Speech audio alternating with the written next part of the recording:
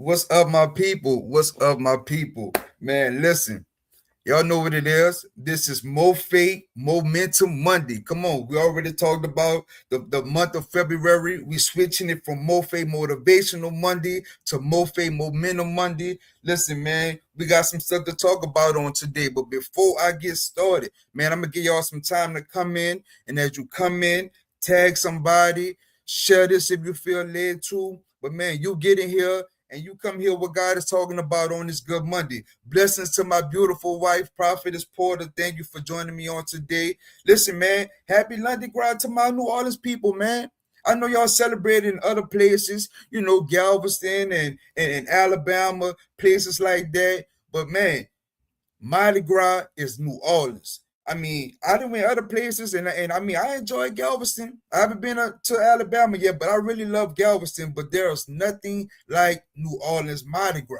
Man, my prayer is this, that it continues to be safe. We had a lot of issues in the past with it, and my prayer is that we can just celebrate that day, have fun, because it's really like a family reunion.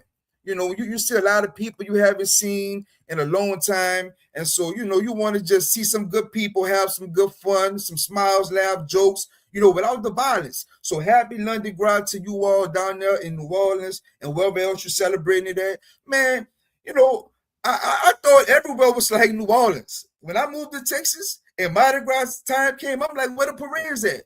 And they're like, well, they got some down there in Galveston. There's none in Houston. And so I'm thinking everything gonna shut down, like no school for the kids, no work. New Orleans is the only place where they will shut the whole city down. There's no school, there's no work in certain businesses. They shut down to celebrate Mardi Gras. Traffic get crazy. Man, listen, Mardi Gras in New Orleans, man, it's like no other place. No other place. But Houston, hey, it's not like that. We had to go to work. My kids had to go to school, so it's not like New Orleans, man. So I know some of y'all probably at work, some of y'all at parades, and some of y'all on here with me trying to see what God talking about. So, man, let's jump on in it. Shout out to you all that's on right now if you can, and if you feel led, share us with somebody. Thank you all. I see some of y'all tagging. I appreciate that. And, man, look, if y'all haven't caught the past few teachings, week 1, week 2, go back and check it out. This whole month we're talking about momentum and how it's not a race. You know what I'm saying? We talked about how we're not in no race with nobody else. We ain't supposed to be looking at what this person doing. Blessings to you, Bishop Sean Lewis. Listen, we talked about how we're not racing. Nobody. It's the race is with ourselves. We trying to beat this old person that who we used to be. This person that's no longer that's a part of our future. And so it's not about what this person doing on the right or this person doing to the left. The race is you and you keeping your own pace. You just have to keep your own pace. And so we've been talking about momentum. And last week we talked about protecting your pace. And so how you protect your pace is just staying focused. You got to stay focused, man. A lot of stuff going to try to shift your focus, but you have to protect it. But this week, we're talking about how to stay locked in. How to stay locked in with your momentum. How to stay locked in that pace that you're running. Again, there's no enemies. Your biggest enemy is your inner self. My biggest enemy has always been my inner me. And so this race is against yourself. This fight against yourself. And you got to beat that old self. Come on, you got to win this for you, the new you who God has created. And so today we're talking about how to stay locked in. We've been talking about momentum, and I want y'all to think about this. Momentum doesn't really disappear, it gets interrupted. Your momentum really doesn't disappear, it gets interrupted. Most people don't quit, they just keep switching what they're paying attention to. Come on. You paying attention to your vision. You're paying attention to these dreams that God has showed you. And so now you're focused on these things. And so you running your pace, you got the momentum, and your momentum really don't just disappear. It don't just goes away, the disappear, it just get interrupted. Come on. And it gets interrupted by what you're paying attention to. Let's reframe the issue. You commit to a pace. We talked about protecting your pace and running your own pace. And you commit to that pace, and then watch this. Life gets loud. things start happening. Come on. And watch this. It's not because you're doing something wrong, it's because you're doing something right. Yeah, life don't get loud because you're doing something wrong. And I want y'all to change your perspective, because a lot of times things start happening and you think you're doing something wrong. No, things start happening because you're doing something right. That's when distractions come by way of disappointment. Come on. The moment that you locked in and you focus, you running your pace, distractions come in by way of disappointment. Come on. By way of debt. Come on. Man, I just lost a close friend of mine over the weekend. And man, over last week. And it came as a distraction because so much of good things is going on. I feel like I'm in a pace of doing the right thing, and God is showing up. And so distractions come, and it come by way of disappointment. Come on. It come by way of debt. It come by way of disturbance. Some came and disturb you, and so now you're distracted. But watch this. Distractions is only resistance in disguise. Come on. Distractions is only resistance in disguise. 1 Corinthians 7:35 says to promote good order and to secure your undivided devotion to the Lord. I'm going to read that again. It says to promote good order and to secure your undivided devotion to the Lord. Watch this. The battle now isn't speed, it's attention. It's your attention. He's after your attention. He realized that now you're running your own race.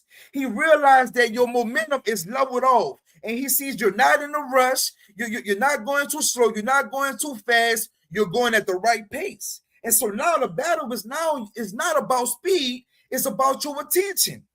So we're talking about how to stay locked in. And so my point for today, point number 1, focus requires elimination. Focus requires eliminations. Staying locked in means cutting access, not adding effort. Come on. Staying locked in means cutting access. Some access got to be cut in this season. Let's just be real. And see, some of y'all want to keep adding effort. You want to do this. You want to do that. You want to help this person. Come on, man. That's added effort. And in this season, God is not calling you to be adding all that extra stuff. And so some access have to be cut off. And just for a season. Just for a season. I ain't saying for a lifetime, but for a season. Right now, you're trying to stay locked in. And see, sometimes someone will come and need your help. And so you want to, give your full effort when you're supposed to be locked in on your assignment. Come on, somebody. And so for a season, look what Hebrews 12:1 says. Let us lay aside every weight. Notice it says weight and not sin. Weights aren't bad, they're just heavy.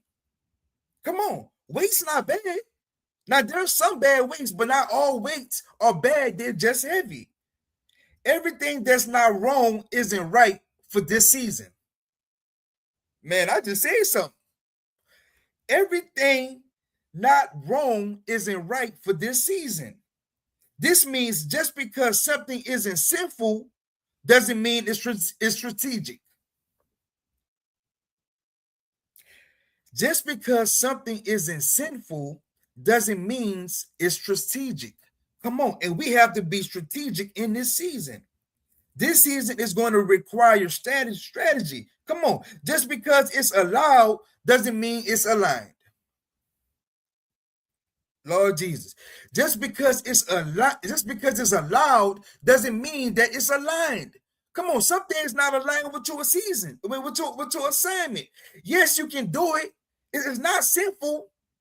It's not, it's not something that you're going against God doing in some aspect, but it is causing you to be disobedient. Watch this. Just because God allowed you to do it doesn't mean it's aligned with your purpose. Good isn't always God. And it's only for a season. It's only for a season. It may have good opportunities. Come on, you may get some good opportunities. There may be some good relationships. You may have some good ideas, some good conversations. But if they pull you away from your assignment right now, they're misplaced good. I see y'all sharing, tagging. Thank you all, man. Listen, we are talking about momentum for the month of February. And the first week, man, we was talking about getting your pace right, setting your pace, getting the momentum and setting your pace. Last week, we talked about protecting your pace. And this week, man, listen, we are talking about how you have to stay locked in. You have to stay locked in because distractions is going to come. Things are going to come. And watch this. All distractions is not bad.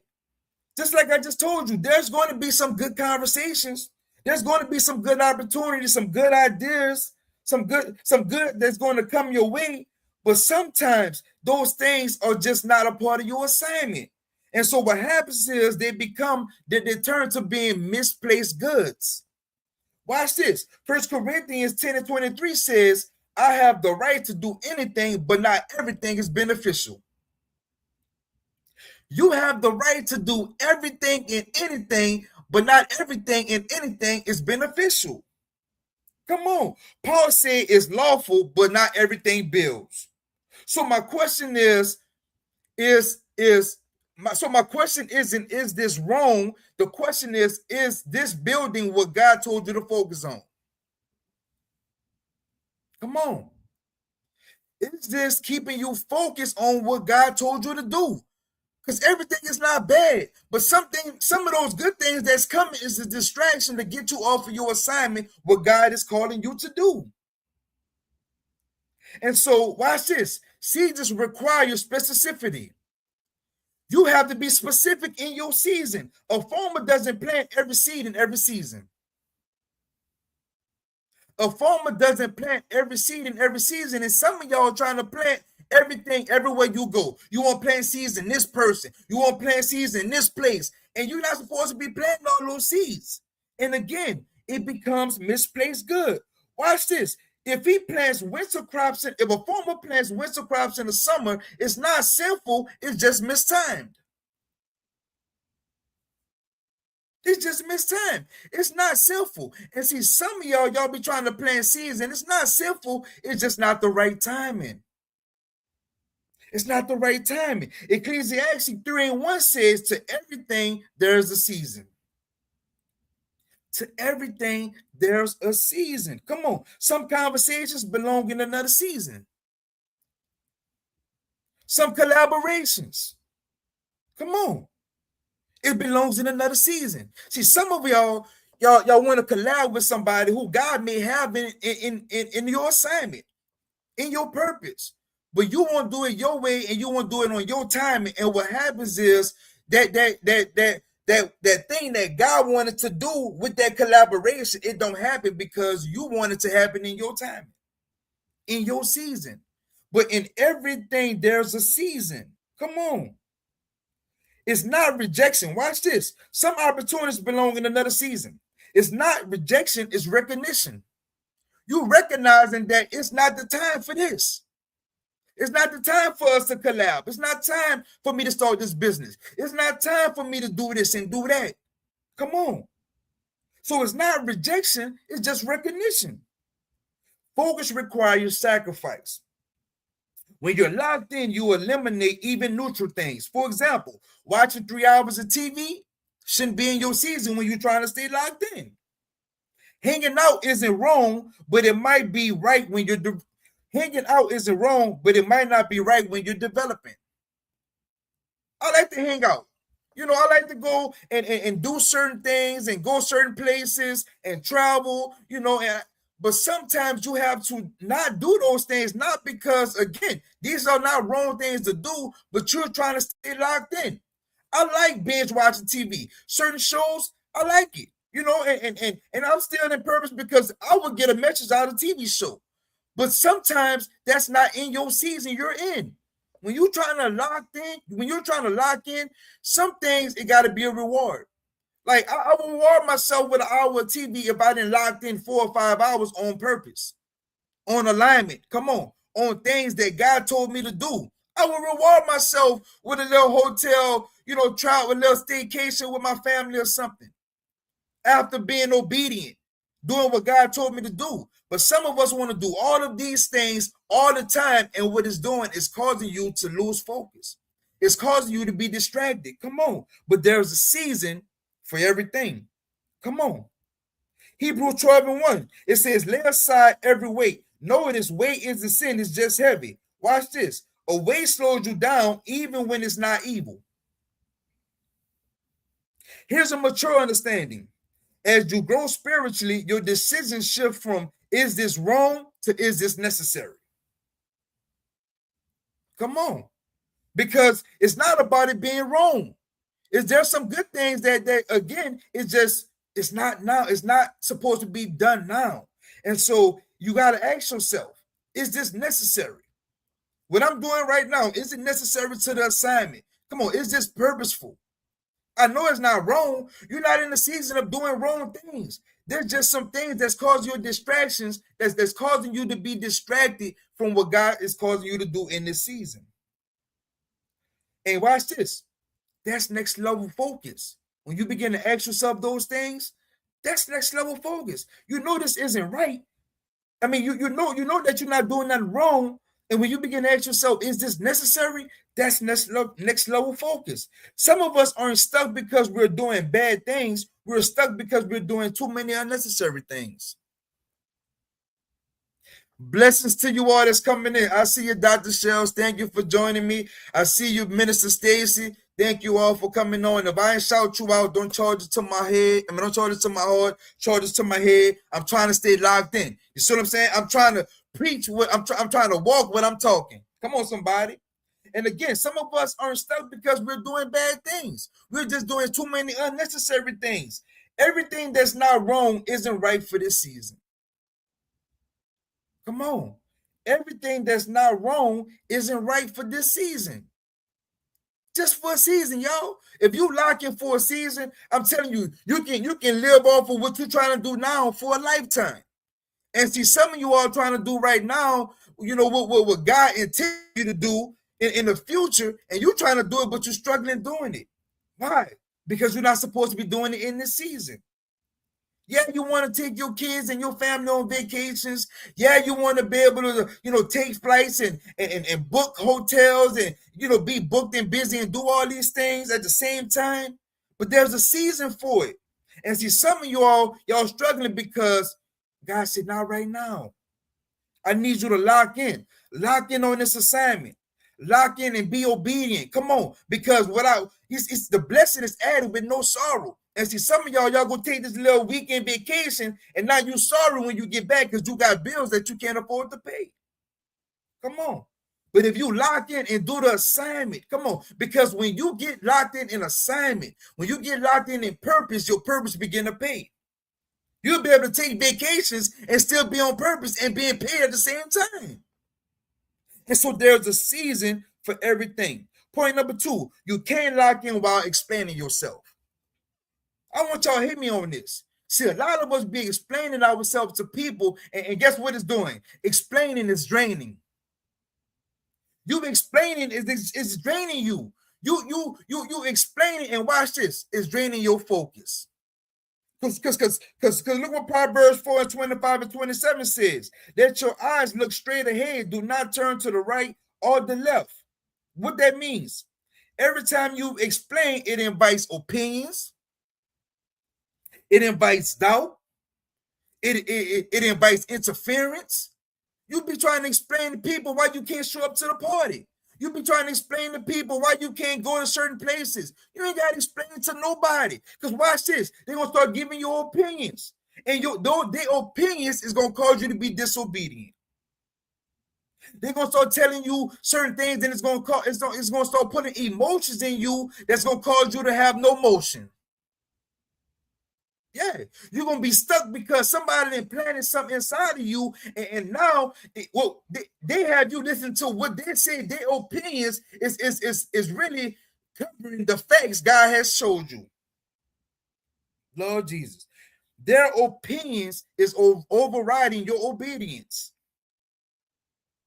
And so you don't need nobody opinions. You don't need nobody to tell you this. So that means you got to stop explaining. You gotta stop explaining to people why you doing what God told you to do. You gotta be disciplined. Point number 3, watch this.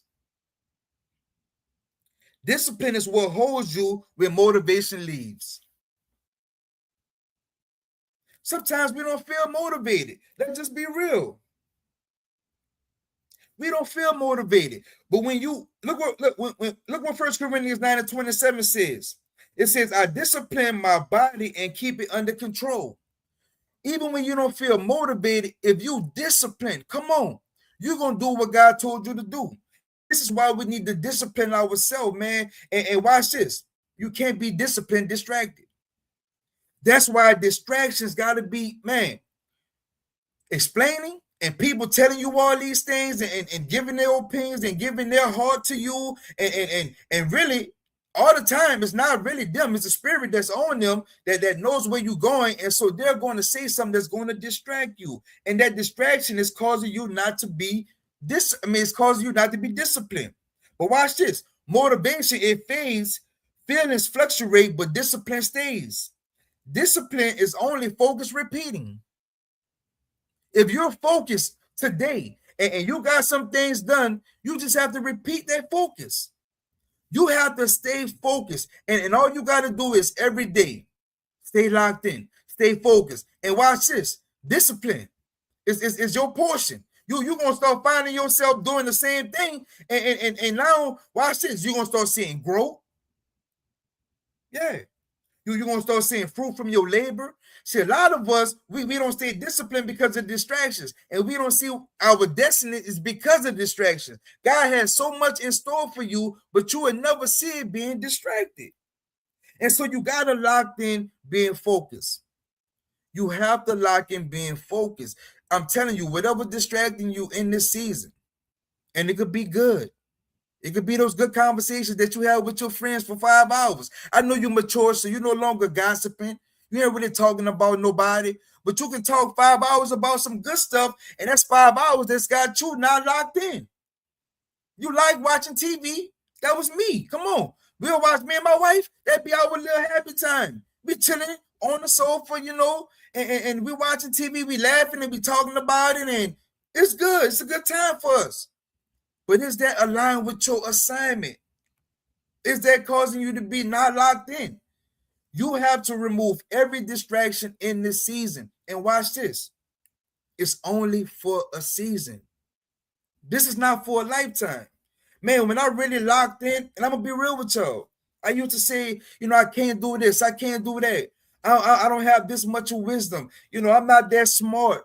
I used to say all of these things. And I was pretty smart in school. I never failed making F's and D's. That wasn't me. But I'm saying to do the assignment, I didn't feel equipped.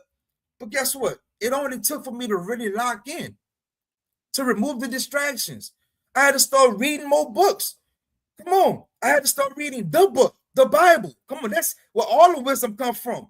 I had to start locking in. Some things had to be removed. I like going to some family events. I like to go to the get-togethers and all the little events. I like to do all that. I like to take trips. I want to do all of these things. But there's a season where you have to stay locked in. And watch this. You don't have to explain that to nobody. If you get an invitation and you say, I appreciate it, thank you for the invitation, but I can't make it, you don't have to lie. You don't have to explain why. You don't have to do none of those things. Come on. And it's not nothing personal why you can't show up. But it's a personal walk between you and God. And in this season, he needs you to lock in. That very thing you want is going to cause you to lock in. Come on. You got your momentum. You're running your pace. You realize it's not a race. So now God just says, stay locked in. Stay locked in. Be disciplined. Come on. Be consistent. See, some of y'all not seeing change because you're not being consistent. We have to be consistent. We have to be disciplined. Come on. And you're going to start seeing the fruits of your labor. You're going to start seeing your destiny being manifested. Man, we're walking in a season of manifestation. But there was a season of being locked in with me and my wife. We was locked in. Some of y'all was like, and I know, where the porters at? We was always on assignment, But some of us, we had to be in this place of confinement for a season. We had to be locked in for a season.